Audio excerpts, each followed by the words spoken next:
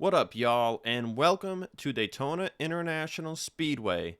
For the first time in Napa Truck Series history, we are going to have a qualifying day. Last year, we did a go or go home qualifying race.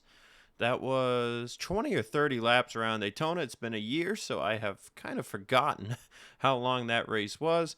It's also been a minute since I've done some commentary, not just for this channel and the Napa Truck Series, but overall. So I might be a little rusty today. Might have some some uhs, all that kind of jazz. But we are going to dive right into qualifying here. First up is Ian Brandt for TJ Smith Incorporated. So what's going on here today is we're going to have all 27 of the go or go home drivers run first. That way we will know who is going to make the field through top 8 out of those 27 drivers, and then who the 4 provisional drivers will be. And then we can dive into the top 30 drivers that are already locked in, and we'll figure out who is going to get the pole, where everyone will start, and if anyone can beat one of these 27 go or go home drivers, because there are some fast trucks in the go or go home session, such as the 1 of William Brock, the 15 of Brett Houck, the 17 of Lane Sanders, just to name a few. So Ian Brandt's going to start his first lap. Here you can see about 189 miles an hour into turn 1. Now these drivers and teams, they have trimmed their setups out for the first time for qualifying specifically. A lot of times teams have always just run the race setup in qualifying, and this is the first year we're seeing teams use a new kind of setup meant just for qualifying. You're seeing Brandt reach 190 into turn 1. Generally in Daytona races in the past, when trucks get single file, whether because they got held up or because of some damage, they're running around 184 to 180. That's backwards way of saying it, but first lap on the day, it's Ian Brandt with a 47.395, and that's a lot faster than what he ran in single truck practice. He was the slowest out of everyone as we jump over to Sumedh Oskin out of Genesis Engineering. Oskin had announced retirement from the FBRL in late summer last year, but then signed a deal with Genesis to drive this number 37 truck. The team is still in their alliance with S3 Motorsports and TJ Smith Incorporated, and they are still struggling to make races. They had Jeff Bolton behind the wheel last year, and I don't even know how many races he made off the top of my head, maybe 1 or 2. He did get that top 10 in the Daytona 200 last year, but that was because the team raced their way in through the go or go home race. This team could potentially fall back on a provisional, but actually, no, I don't think they can. They are too low in the order.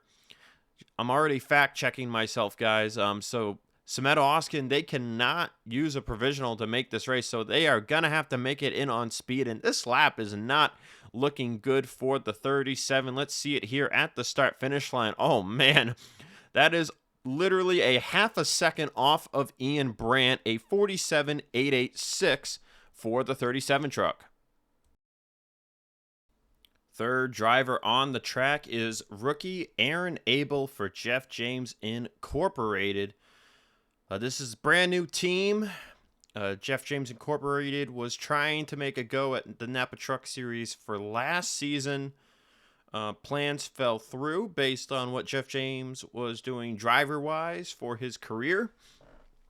But now here in 2023, in a technical alliance with Breeding Enterprises, Jeff James Incorporated has one truck that'll be running full-time with Aaron Abel. They did have plans to run a number 06 truck with a driver by the name of Jesse Johns, but Jesse Johns was one of many drivers who decided they didn't want to race in the Napa Truck Series. This was an event that occurred right at the end of 2022, near the new year. A ton of drivers left, and just like managed to make agreements to not have to race. not have any penalties. Aaron Abel with a 47.734. That's going to slot him in second. But some drivers did stick around, and another one of those rookie drivers in the field for 2023 is Austin Runkle. By the way, it's a beautiful sunny day here at Daytona, in case you could not tell. 78-degree weather. Very beautiful here at the end of February. So Runkle is driving a new third Crossroads Racing entry. Now Runkle could potentially make the race on a provisional. The owner points for him have him ranked 10th out of 12 possible drivers that could make the field on a Provo. But Runkle likely will want to be top 8 in speed if the speed is there. As you see, the 31 hit about 190 into turn 3. We haven't really gotten a good idea of the pace that will be required to be a sure lock into the field. So far, the best lap is Ian Brandt's 47.395. Here at the start-finish line, a 47.545 for the 31 of Austin Runkle. So Runkle made a few Hardee's National Series starts last year. He will be looking to run full-time and make as many races as possible to gain experience here in the Napa Truck Series in 2023. As we move on to Eric Drew driving the 98 for Bishop Family Racing. Bishop Family Racing was a part-time endeavor last season. They move up to a full-time endeavor this year in 2023 with Eric Drew behind the wheel, a fellow team owner driving for the 98 this season. Eric Drew has a team in the Hardee's National Series. So not much known about this guy. Pretty new face in the FBRL. So it'll be curious to see how he does in the Napa Truck Series full-time this year, as the Fords have looked pretty stout on high-speed tracks near the end of last year and now in the practice sessions so far here at Daytona. But it's an okay lap for Eric Drew, a 47.490. And that'll slot him P2 behind Ian Brandt. And now you can see the leaderboard at the top right of your screen. That will be constantly updating after each driver sets a lap. And it will slowly start to get longer as it goes down the right-hand side of the screen. Next up is the other TJ Smith Incorporated truck, and that is Aria Carmona. We'll see if I'm saying it correctly this year. A name always difficult to say correctly, especially if you're rushing. You're not sure if you're saying area as in Area 51 or you're saying area as in an airplane. But Aria Carmona will correct me no matter what. And the scheme is progressive, so we hope I can get progressively better at pronouncing her name. But Carmona making a return to the Napa Truck Series after running part of the schedule last year for Flipside and then moving up to Hardee's National, where she got the win at the Cleveland Airport on fuel mileage. Actually, that was 2021, actually. Sorry. Time flies, guys. I've already got stats wrong.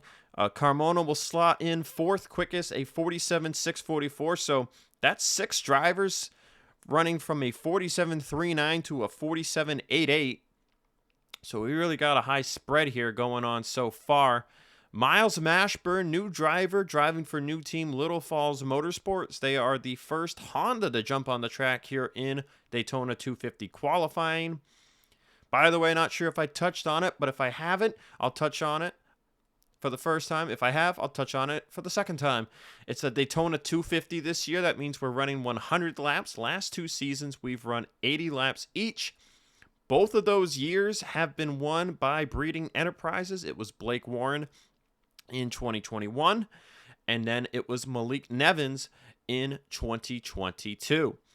As far as season opening races go in total, Eric DeMax won for Anjato at the 2020 season opener here at Daytona.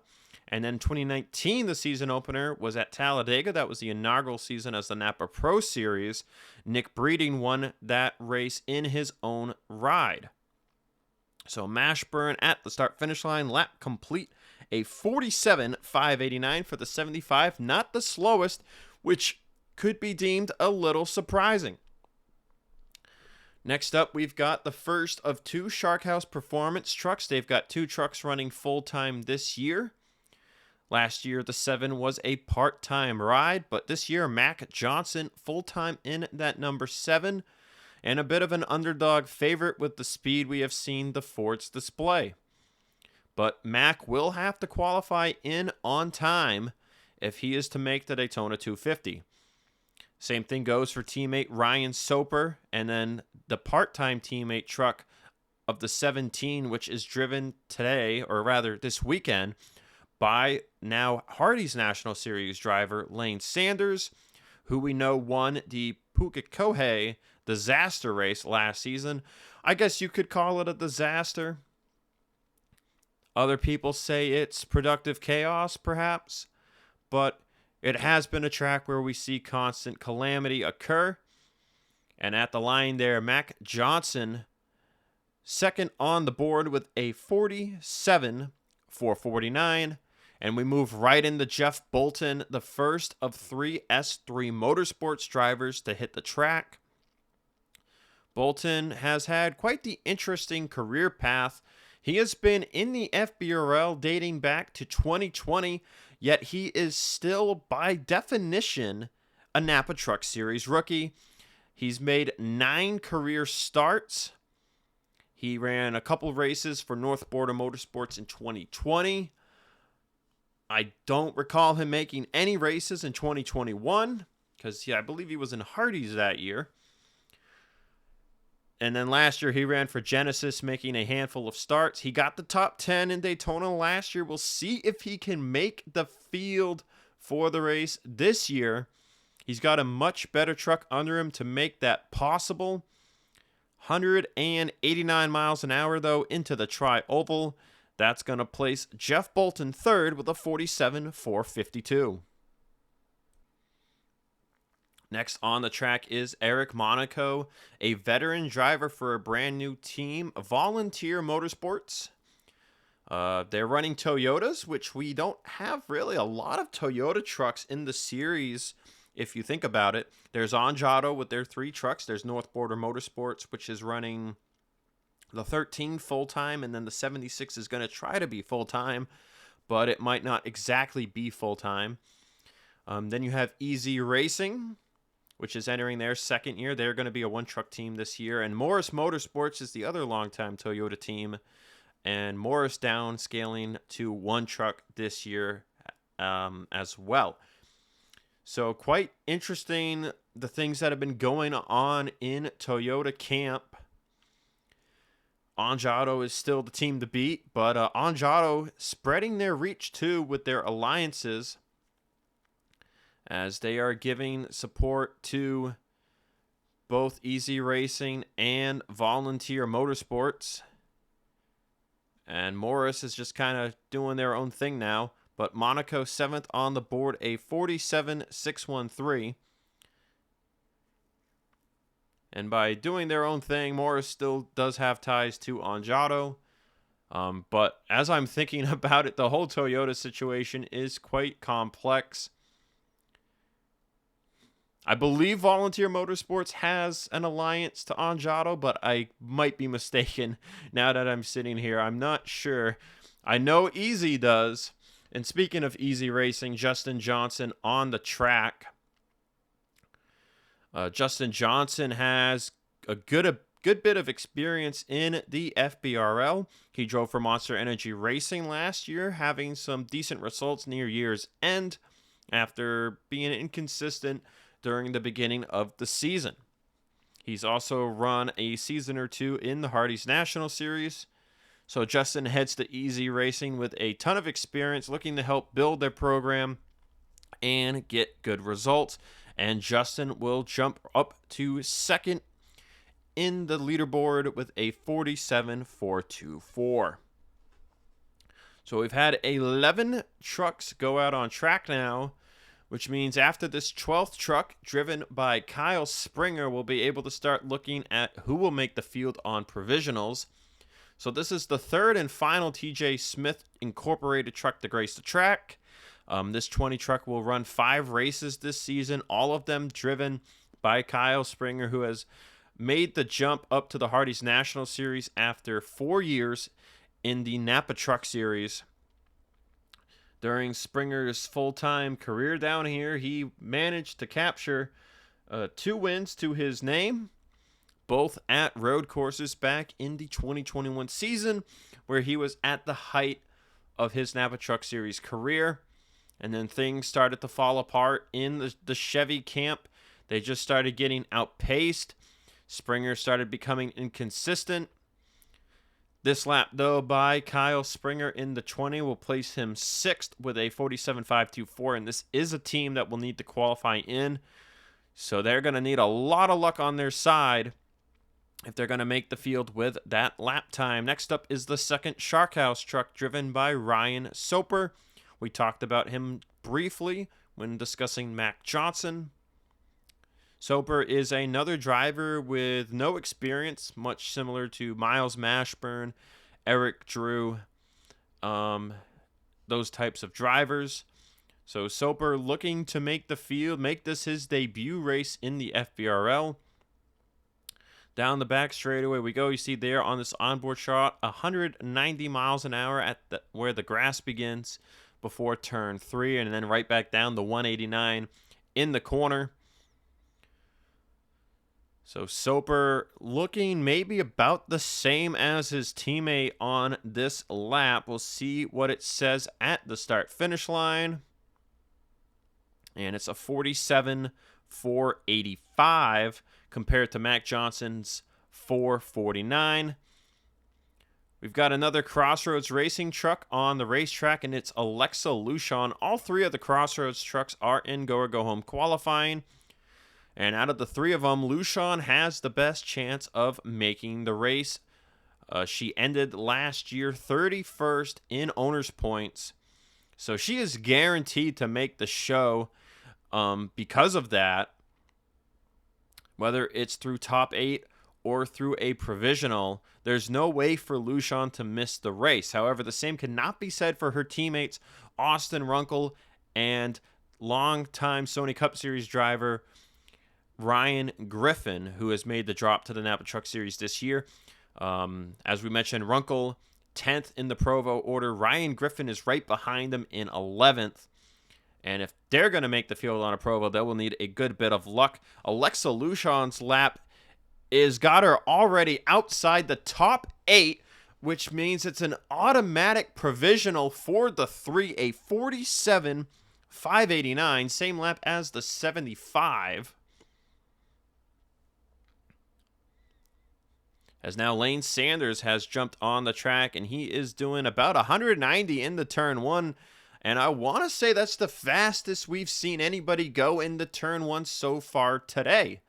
So this 17 truck, it is the Shark House R&D truck. We know that they are favoring the 17 a hair, and then the 17 is going to be their R&D truck when Lane Sanders is in it. When William Brock drives it for 2 races, it will be essentially a 4th Coyote Autosport truck. But with Lane behind the wheel, it's an R&D truck. That means they are cranking out as much of the engine's horsepower as possible, but that will bring some risk to the team. But Lane is going to jump to the top of the board because of it, a 47.227. And I think if you hit a 47.2, you have a very good chance of making this race on time. Next up is the first Martin Motorsports truck, and it's the only Martin Motorsports truck that is in Go or Go Home territory, and that is the 15 driven by Brett Houck. 190 in the turn 1 for him as well. Last year, the team had Ace Wild, J.D. Martin, and I'm trying to remember who the third driver was. Oh, how could I forget who the third driver at Martin Motorsports was? I'm drawing a blank, guys. If you know, say so, and I'll remember later. But yeah, I'm blanking hardcore right now. It wasn't Brett Houck. He drove for Team Velocity last year. 191 into the tri-oval for the 15. And just as Lane Sanders jumped to the top of the board, Brett Houck will kick him off. A 47.058 for the driver of the 15 machine. Next up is a Hardee's National Series champion, the 2020 champion, Anthony Marchese, driving for Red Bull Racing. After not running in the Hardee's National Series last year, Red Bull returns to both Sony Cup and Hardee's, and with a part-time venture in the Napa Truck Series, as Honda is their new manufacturer, one of 3 new manufacturers in the series, or rather, one of 2 new manufacturers in the series this year, alongside Mitsubishi. But Marchese, known for winning the 2020 Hardee's National Series title and then almost dying in a crash in the Sony Cup Series the next night. So Marchese has had quite the interesting career path, missed the first half of the 2021 Sony Cup Series season, but ever since he jumped on a Sony Cup car, it has been nothing but up for Anthony Marchese. He did wonders with Rodriguez Racing last year, and that landed him a ride with Red Bull Racing for the 2023 campaign. And Marchese here with a 47.339. So now Ian Brandt was the only driver to run better than a 47.4 through the first 14 trucks, rather. And now the 3 trucks since then have all run faster than the 24. That has booted Kyle Springer and Eric Drew out of the top 8 and has them missing the race now because of it. Austin Runkle was also kicked out of the top 8, so now he is going to be potentially using a provisional. Right now listed as starting the race in 40th.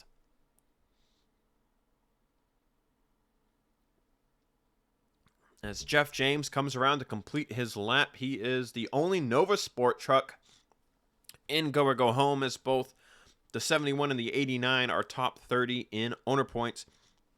Jeff James will slot right into 8th, knocking Ryan Soper out of a shot of making this thing. Soper will be eliminated from the potentiality of making this race. A DNQ for the 14 team. But it puts Jeff James right there on the hot seat as we go on board with Ryan Griffin. What can you say about this guy? Used to be at the top of the board in the Sony Cup Series, won a good amount of races. I want to say 8 or 9 in his career. And then stuff slowly has just fallen away from him, and I don't know if he's sure what the deal is, but they had a pretty mediocre season last year with CM Racing, which CM Racing is now gone from the FBRL. But Griffin has dropped down the Crossroads Racing's Napa Truck Series team in hopes of whether it's to just find a way to have fun again or springboard himself eventually back up the Sony Cup. No one really knows. It's all in Ryan Griffin's head. He is the only one that knows. But it's not a good lap. It's a 47.453. That'll make Jeff James a DNQ as well, as Austin Miller will jump on the track. This is the first Mercedes truck on the track here today. Austin Miller drove for North Border Motorsports last year. Started the year out with Blackout Racing. Things did not pan out, and Blackout Racing shut down as they were unable to make any races. They had no alliances. It was at the same time Eric Rodriguez was out of his ride at the 13 truck. Miller came over, did some pretty good things for that truck. And that 13 truck is, I believe, partially still locked in the top 30 in owner points because of Austin Miller's driving. So Miller here now, still in the Napa Truck Series, going to drive for Freeze Racing Team, which got a win with Blaze McKinney at Richmond last year. That's Mercedes' only win so far in the Napa Truck Series. And Miller at the start-finish line will run a 47.346. So Ryan Griffin gets knocked right down out of the top 8 and now is in provisional zone. So now the provisionals, if you look at the leaderboard, 3 of them are Crossroads trucks, and then the one Genesis Engineering truck that has also eliminated Eric Monaco from making the Daytona 250. So now the provisionals: Alexa Lushon, Austin Runkle, Ryan Griffin, and Samet Oskin. So Aaron Abel, Aria Carmona, Eric Monaco, Kyle Springer, Eric Drew, Ryan Soper, Jeff James are all the current DNQs for the Daytona 250. On track in the 65 is Al Bunch, one of those drivers that stepped away at the end of 2022 after having a confirmed ride for 2023 was Larry Hagan, and there was a lot to be hopeful for Larry Hagan in 2023, but he made the call to step away due to some in-paddock drama. That shuffled Randy Riggs Jr. over to the 35, and then this stranger got the call to drive the 65. And Al Bunch, for his first time on the board, is a 47-142, and that slots him second on the leaderboard. And that will boot Jeff Bolton out, put him in Provo position, and now make Samet Oskin a DNQ.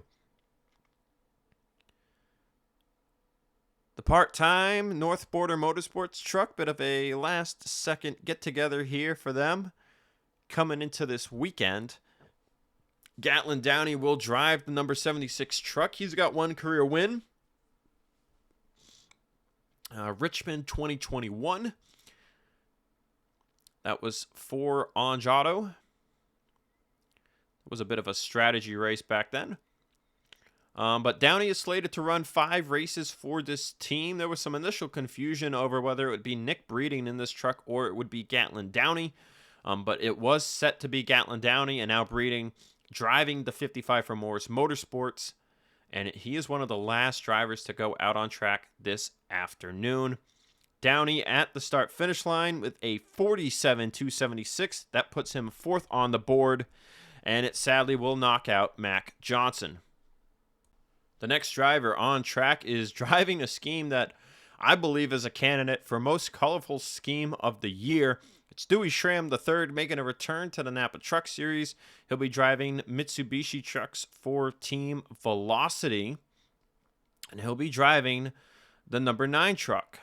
This team was set to run the 9, the 19, and the 99. Things fell apart with Jack Halleck, so that 99 team got shifted over to Revolution Racing, which had recently signed a deal to be a technical alliance partner to Team Velocity.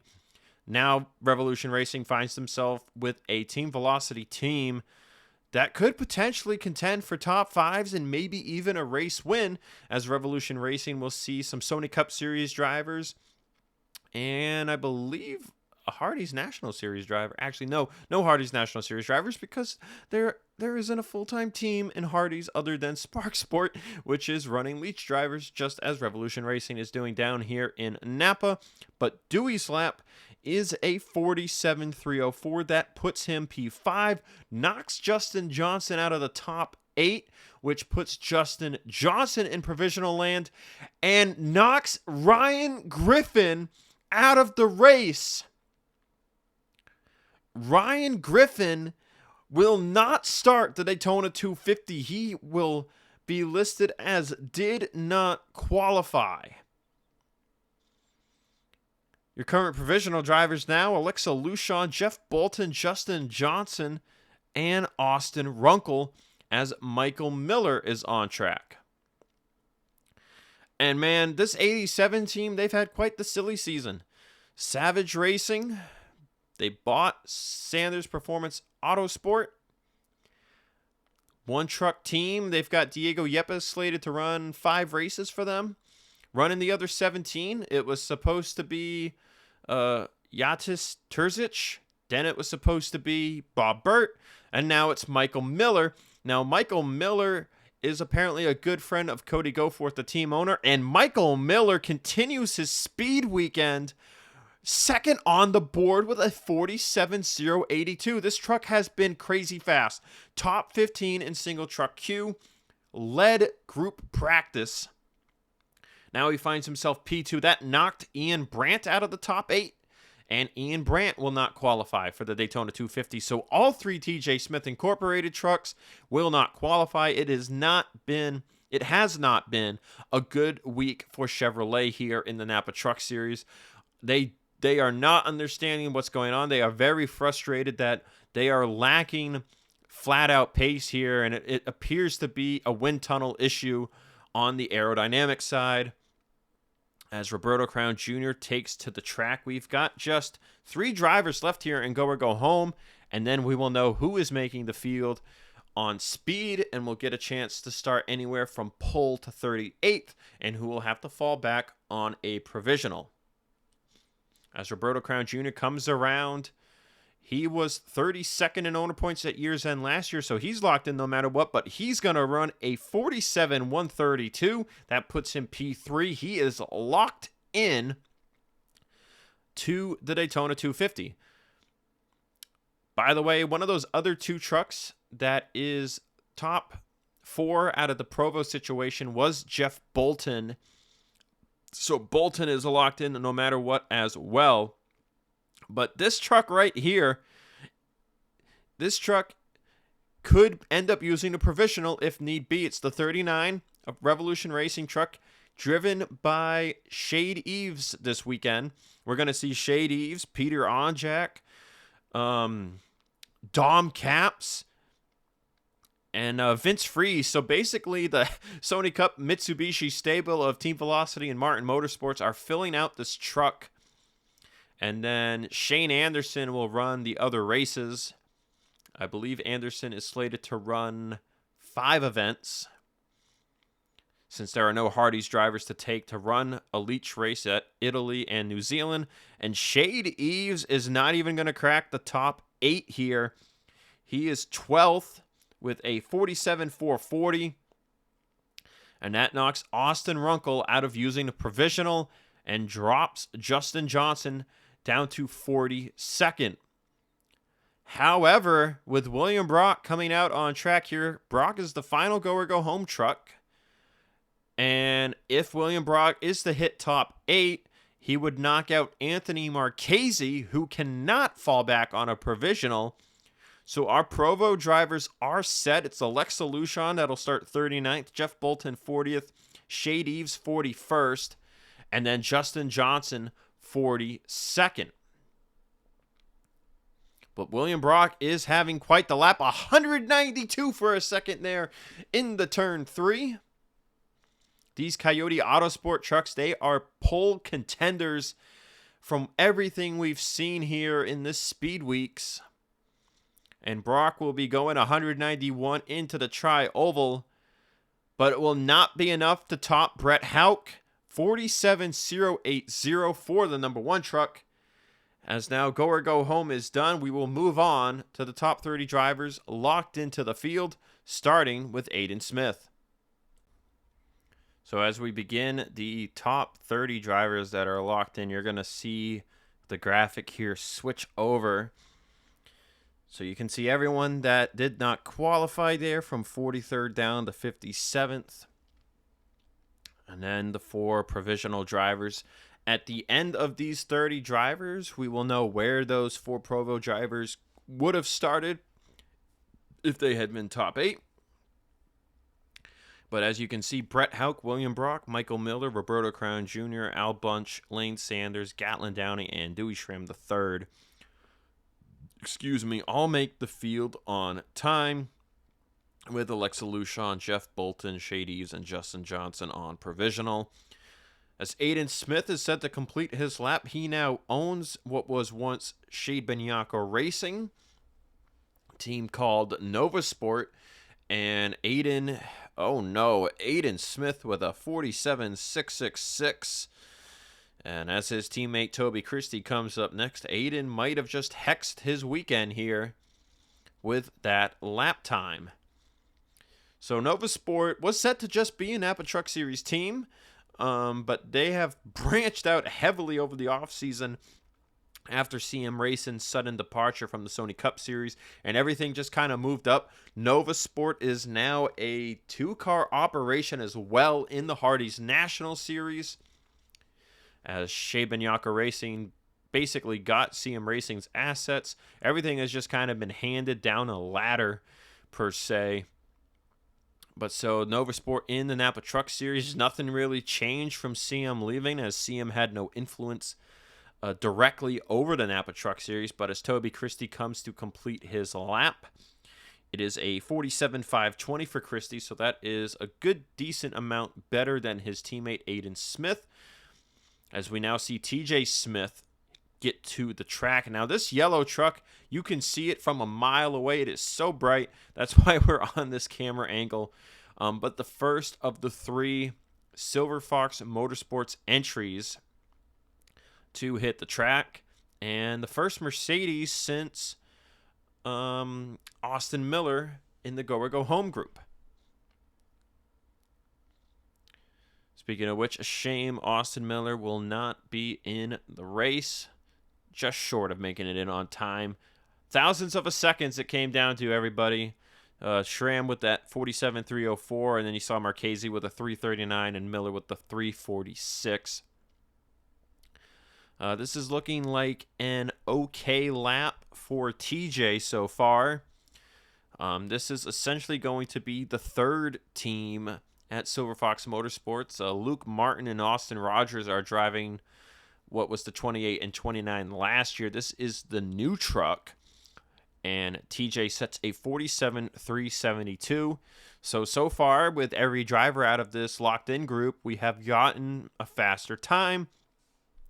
Next up on the track is the 23, driven by Blake Warren. This is a new team in the Mercedes stable.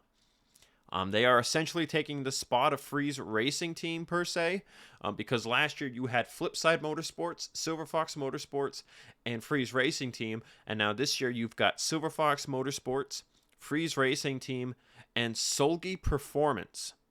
So Solgi Performance, a 2-truck team, 23 truck driven by Blake Warren, who is a longtime veteran of the Napa Truck Series, has won at this track, the Daytona 200 2 years ago, as previously mentioned, and also has a win at Pikes Peak dating back to 2019. Those are his 2 career wins in series history. And with all the experience Blake has, he will be bringing a lot to up this brand new Mercedes team. And Warren, just like the last 3 drivers, is faster than the previous. He sits 9th with a 47.322. And next truck up is his teammate, Pedro Lucas. I believe I'm saying that correctly. I'm going to do a quick check as he goes on for his lap. But Pedro is going to be in the number 11 truck as a rookie. And I am fact checking myself right now.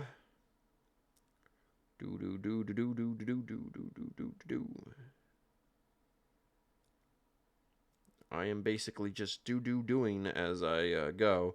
Oh, Pedro Lucas. Sorry, Pedro, for saying it wrong. I'm glad I got it corrected in this video here. So Pedro Lucas. That's how I was told to say it. So we're going to go with it. But Pedro coming to complete his lap. And Pedro with a 47.621. That'll put him P12 for the time being as we move on to Carson Clevenger. So Carson made some starts in the Hardee's National Series. I believe a couple. I know he attempted several races. And now a full-time ride with S3 Motorsports for him in 2023.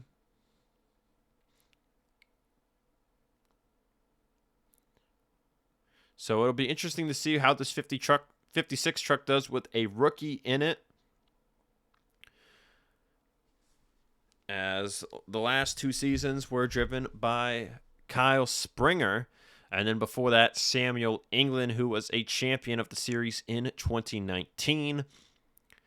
So a bit of a development year for this 56 team with Clevenger in the truck. S3 Motorsports is pretty well known to keep their talent if the talent wishes to stay. As Clevenger hits the start-finish line, it's a 47.492. That'll put him P11. And they also promote drivers within the alliance. We saw that with Kyle Springer, who was a TJ Smith Incorporated driver for 2 years before going over to S3 Motorsports. So we know that there is room for those drivers to move up. Ian Brandt drove part-time for S3 at one point back in 2020. He has been a TJI driver now for what'll be his 3rd season. And Ryan Dagby staying with the S3 stable in the 5. Now the first Breeding Enterprises truck to hit the track. The number 8 truck driven by Hannah Allen. Originally, the plan for Breeding Enterprises was going to be to have 3 full-time drivers, but when Zachary Bilson made a sudden departure at the end of the year, Breeding Enterprises decided to just grab a bunch of Sony Cup Series and Hardy's National Series drivers together, get them in this truck, and Hannah Allen with the fastest time we've seen since the Go Home group, a 47.105. Next up is last year's winner of this race, Malik Nevins. And it's been interesting for Nevins here. If you look at last season, he was a title contender. He won the first 3 races of the season, was very good at Phoenix, lost out to Jordan Fisher, was trying to make history for the FBRL as a whole. No one has ever won 4 races in a row in any of the top 3 series. And then Nevins never won again. It really looked early on that Nevins was going to be a driver to beat, but he lost the points lead around the halfway mark, tied it back up with Fisher at one point, and then once Fisher broke that tie, Fisher never lost the points lead again. But Nevins has a ton of experience on his side, so he'll be looking to have another great year.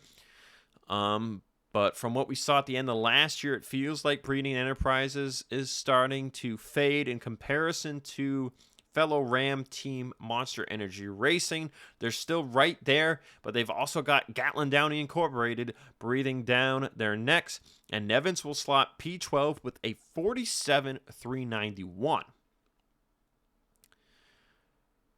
First of the 3 Single Z Racing trucks, and another team where we had a driver situation occur.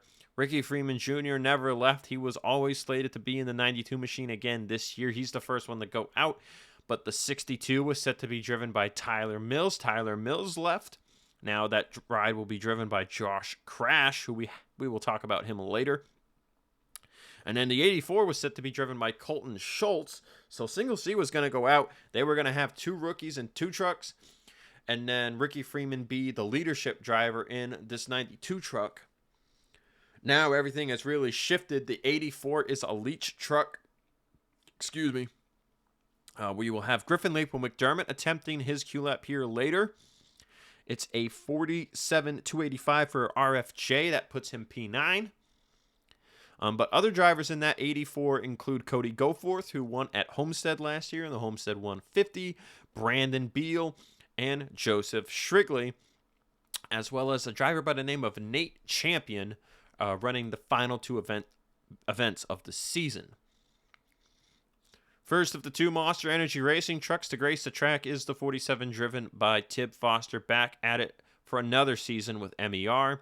Tib got the win back at Memphis. That was his first win in the FBRL since Eldora back in 2019 when this was the Napa Pro Series.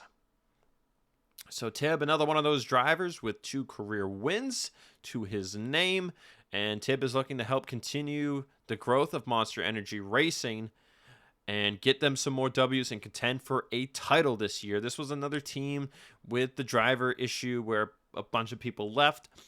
Unfortunately for them, at first, it looked like it was just going to be the unfortunate passing of Chavis Mitchell with the 36 truck, and plans just kind of fell away for that ride. And then Roger James left in the following week, stating his desire to race was gone.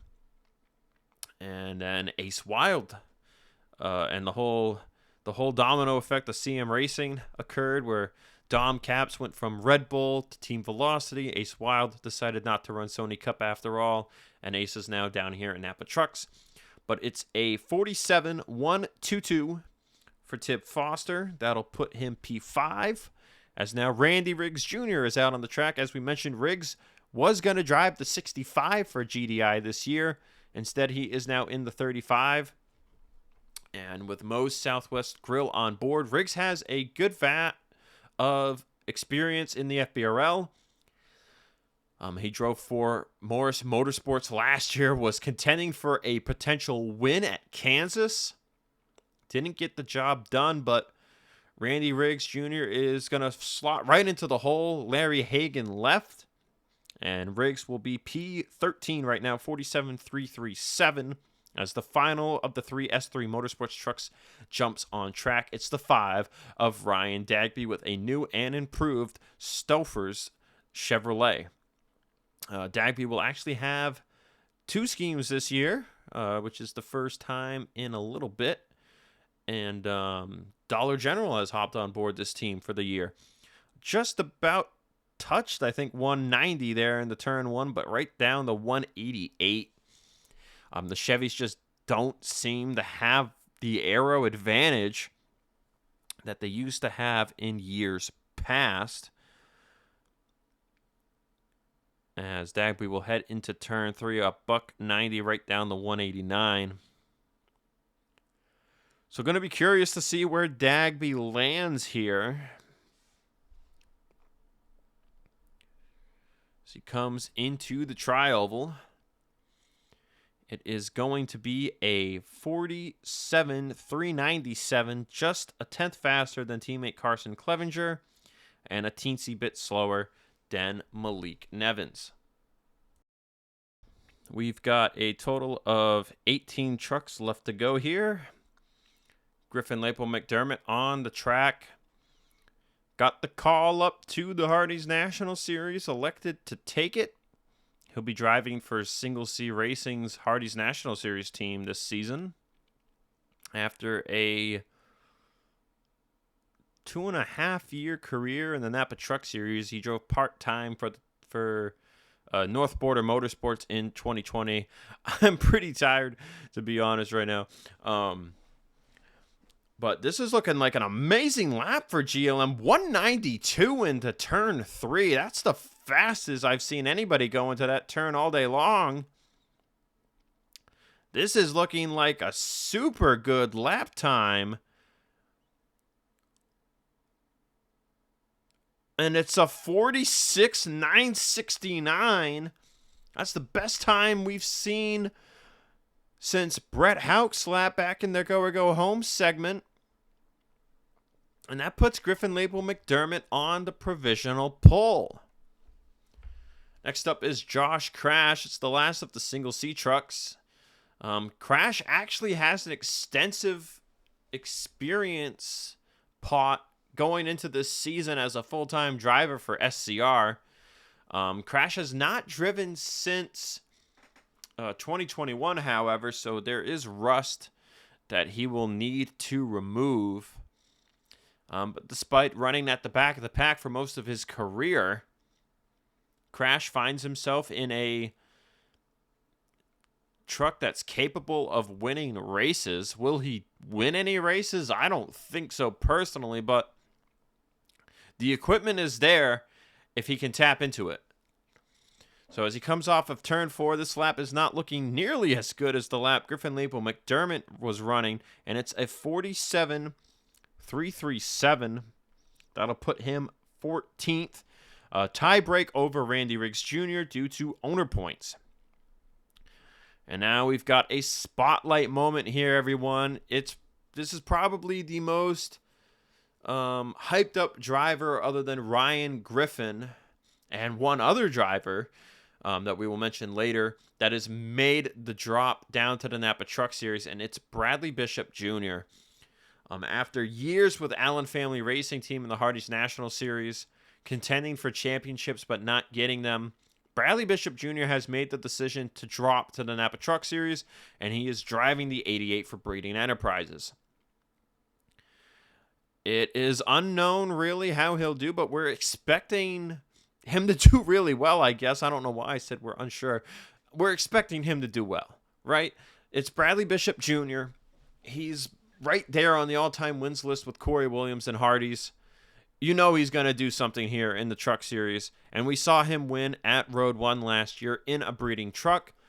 This lap time, though, not something to be proud of. It's a 47.437, slotting him 19th behind both of his teammates. As now the first of the GOGH Auto trucks will head out on track. It's the 70, once again driven this year by Bob Burns. Burns was hopeful to get his first career win last year. It did not pan out. But he's back at it again with even more experience. So it should just be a matter of time for this man. He has driven the worst trucks. He has driven the mid-pack trucks. And now he's been driving one of the best trucks in the field since last year. And he is hungry. You know he is hungry for a checkered flag. This lap is looking pretty good. It's not a pole lap, but it's looking good nonetheless.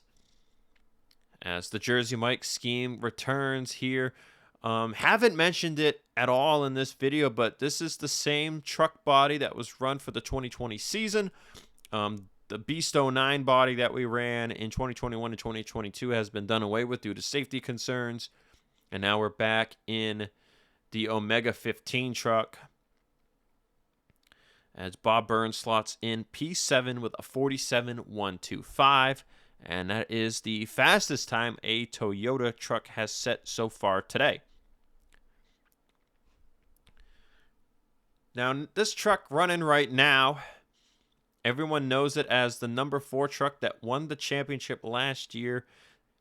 But last year it was driven by Jordan Fisher, and Jordan Fisher took his talents to Martin Motorsports.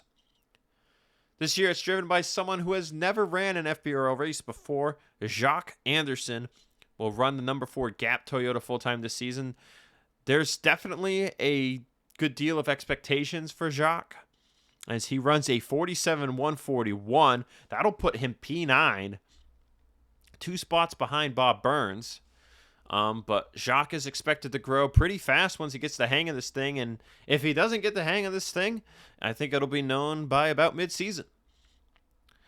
As we've got our first Mercedes truck on track since Pedro Ivo Lucas, and it's Blaze McKinney, who won that Richmond race for Mercedes and Freeze Racing Team last season. McKinney back at it again with this team for 2023.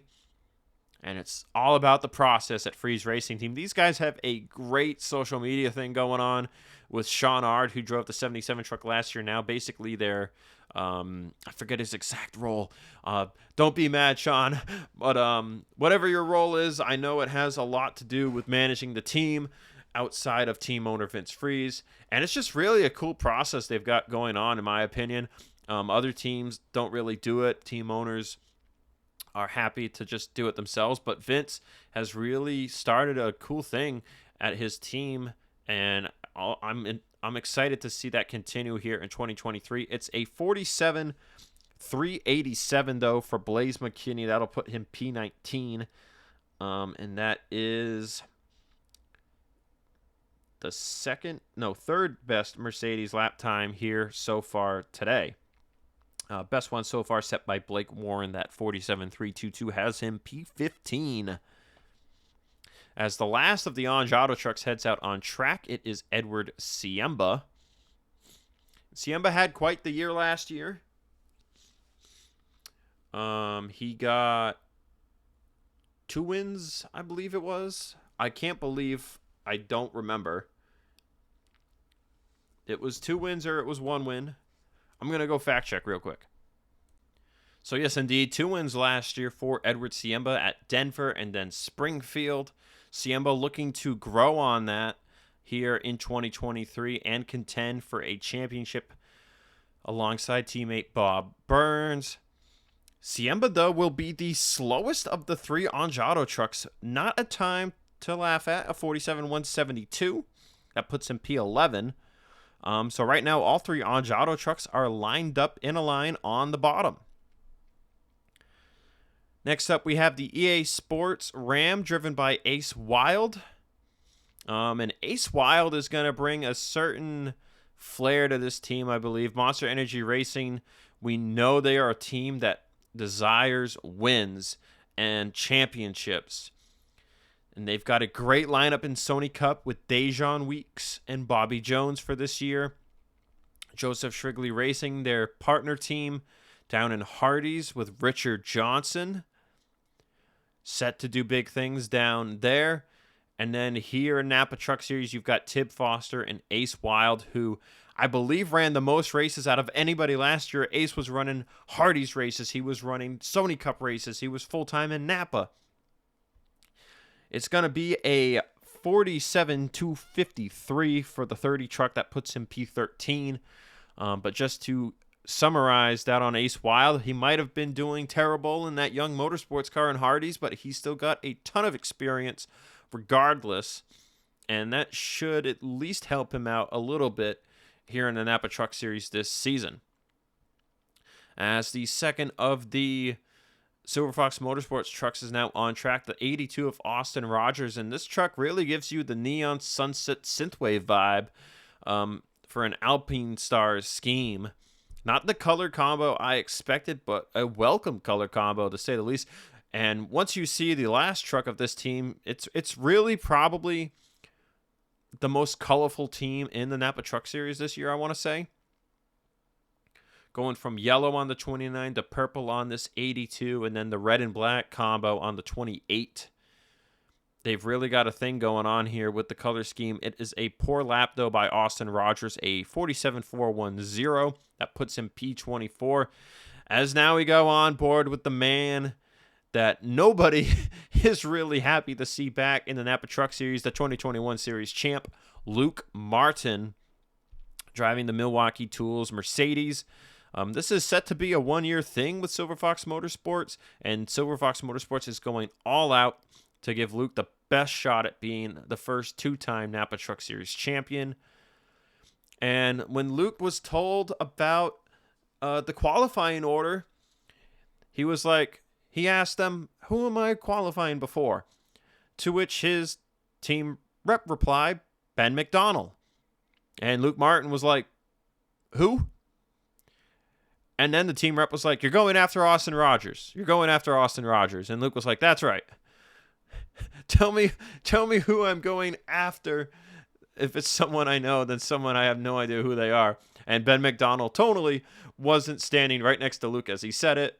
But all jokes aside, Luke with a heck of a time here is going to put him P2 behind Griffin Label McDermott, a 47.021. As now Ben McDonnell gets on the track. A little late there on the coverage we were.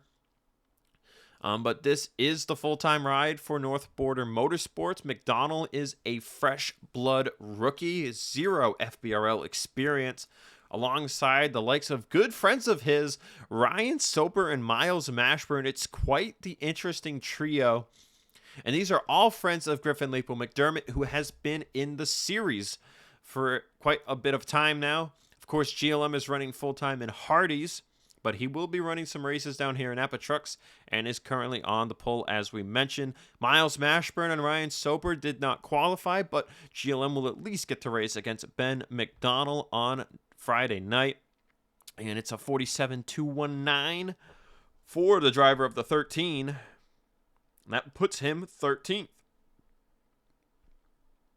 We've got 7 drivers left to go. And the next one up is the second Martin Motorsports truck. The 27, once again driven by J.D. Martin. And JD's one of the quiet drivers in the stable, doesn't really talk much, just kind of goes out there and does his thing. So Orange, Vanilla, Coca-Cola, and Almond Joy back with the 2017 this season as they make the switch to Mitsubishi. It's the final year of JD's contract.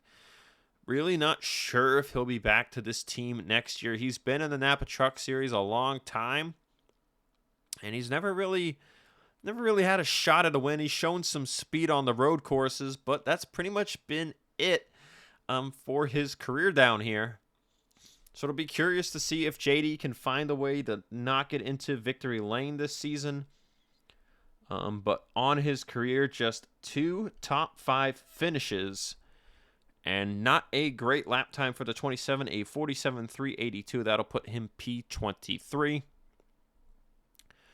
Next up is the second of the Coyote trucks, Glenn Mixon, locked into the show because the team owner believed William Brock would get in on time with no issues, which that was the case, but definitely probably a little bit of a concern for William Brock on if his truck was going to be good enough to make the field. But Glenn Mixon ran full-time for Team Velocity last year. Did not make a whole lot of races, really struggled. But now Mixon will have a really good team behind him. And this lap is looking phenomenal. 192 there into turn 3, just like what we saw with Griffin Lapel McDermott. This could be a pole caliber lap time. As I just noticed, you can't even see Griffin Lapel McDermott's lap at the top right there. You just see that it says 46. As now we adjust to a top 30 showing Glenn Mixon P2 with a 46.994. As we will start doing a two-shot of the lap times here.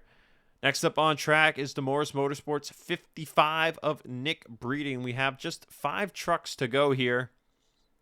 And Nick Breeding has brought back the pink truck that we saw in the Go or Go Home qualifying race last year. Did not make the show, but locked in this year with the 55 team. And they showed good speed in single truck practice. 190 here down the back straightaway. Gonna maybe get it up to 191. Yes, indeed. So looking like a pretty good lap here for the 55. Not a pole caliber lap, but a good lap regardless.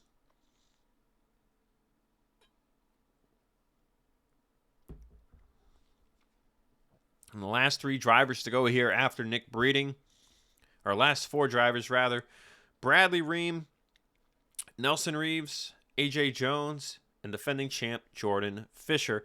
Nick Breeding will slot in 16th with a 47.252. And Bradley Ream, probably the biggest surprise out of the drivers in single truck practice, to be P4 overall. Or I don't know if it was P4 overall, but P4 out of locked-in drivers. And Bradley Ream looking for a good year here with Young Motorsports.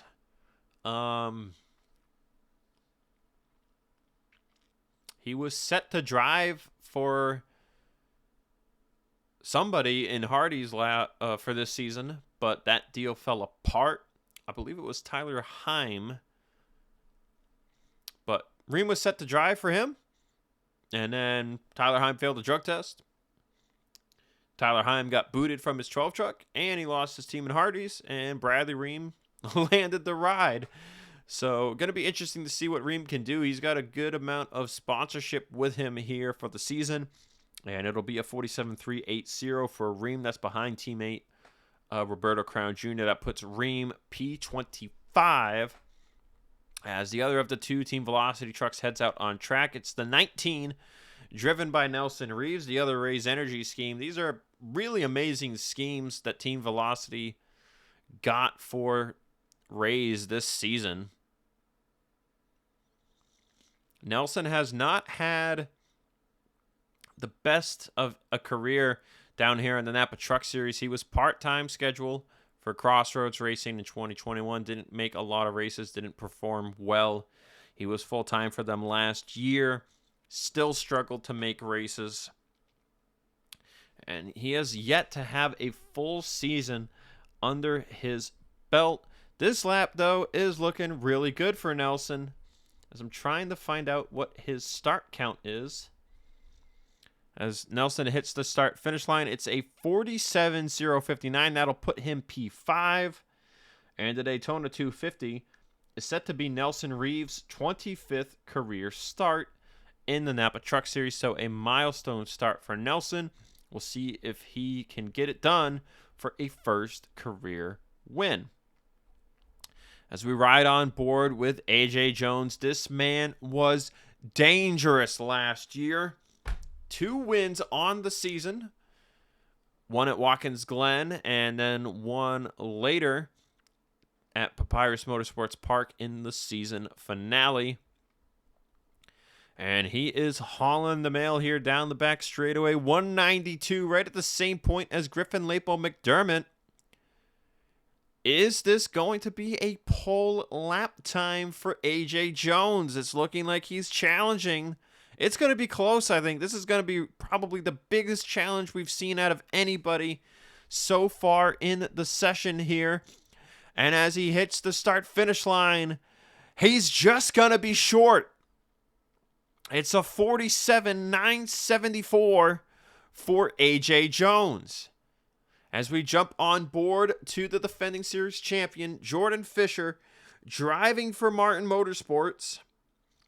As they've made the move to Mitsubishi, Fisher is looking to be a back-to-back series champion.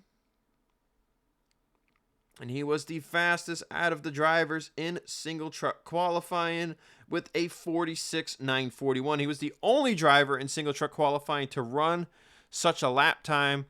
And this lap so far is looking pretty good. 190 in the turn one. I feel like this isn't as good as what GLM did at the start of his lap. We'll have to see for sure here down the back straightaway. 191 right there by the grass. Let's see it. Still 191. There's 192. And I don't think this is going to be a pole lap, but it'll be a really good lap nonetheless.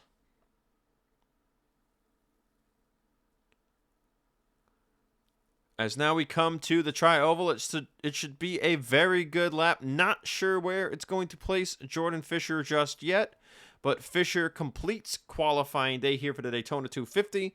Now let's look at the starting lineup. So the starting lineup will scroll across the screen as we look at some slow-mo B-roll. Griffin, Label, McDermott, and A.J. Jones will lead the field to the green flag on Friday night. Jordan Fisher will end up P7.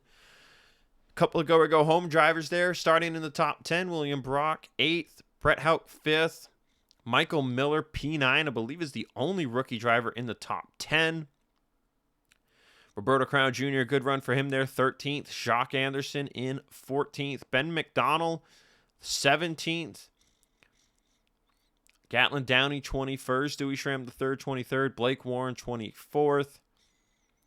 Bradley Ream, 28th. Malik Nevins struggles. Ryan Dagby, Austin Rogers, Bradley Bishop Jr., all with some struggles there. And now you see the end of the starting order and where they would have started. None of those drivers that made it on provisionals would have started much better anyway. As you can see, Alexa Luchon actually gets to start on the bottom of row 20 instead of the outside. And there you see all the drivers that did not qualify. Drivers that could have made it in if there was no top 30 system or a Provo system. Marchese, Miller, Brandt, Mac Johnson, Ryan Griffin, all with, I think, enough speed to have warranted making the show. That is all I've got for today. I will see you guys for the Daytona 250 on Friday night.